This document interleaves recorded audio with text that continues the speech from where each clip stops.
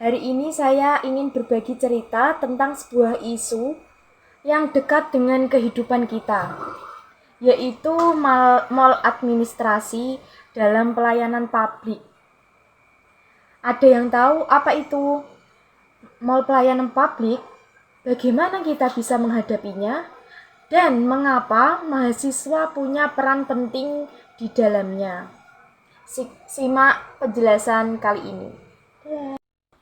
Pengertian maladministrasi adalah penyimpangan dalam pelayanan publik seperti lambat, tidak adil, tidak transparan, bahkan bisa mengarah pada pungli.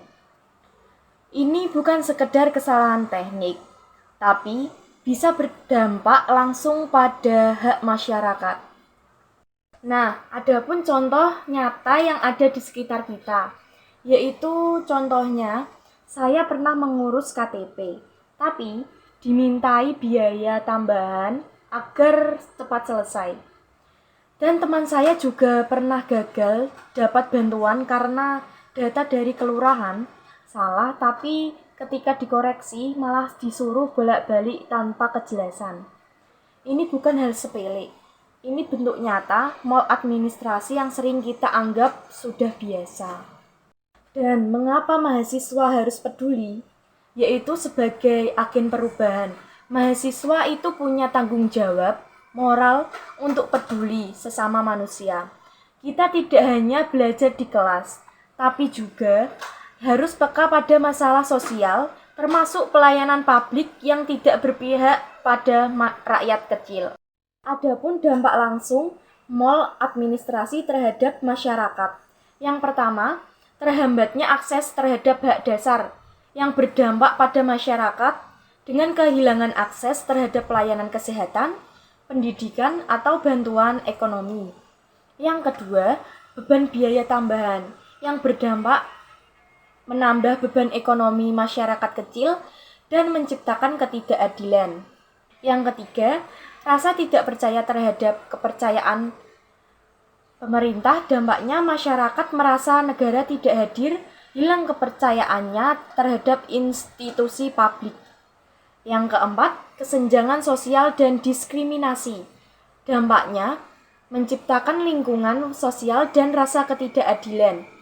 Yang kelima, warga jadi apatis atau takut melapor. Dampaknya membentuk budaya diam atau silent culture dan membiarkan korupsi kecil tetap tumbuh.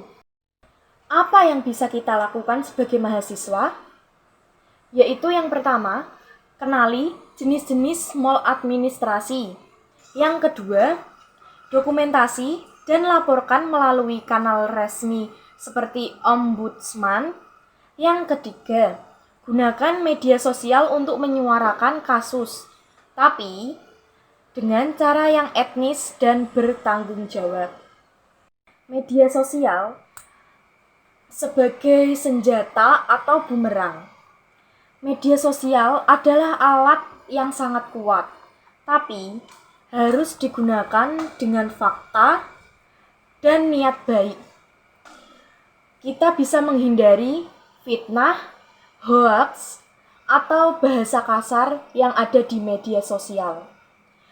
Dan kita bisa menyuarakan kebenaran secara elegan dan tegas. Kita sebagai mahasiswa seharusnya bersikap, yaitu jangan takut bersuara. Ketika kita bicara dengan jujur dan bertanggung jawab, kita bukan sedang mencari masalah, tapi memperjuangkan keadilan.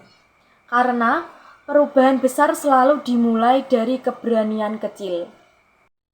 Kesimpulannya, yaitu maladministrasi dalam pelayanan publik bukan sekedar kesalahan teknis, tetapi masalah serius yang berdampak langsung pada hak dan kesejahteraan masyarakat.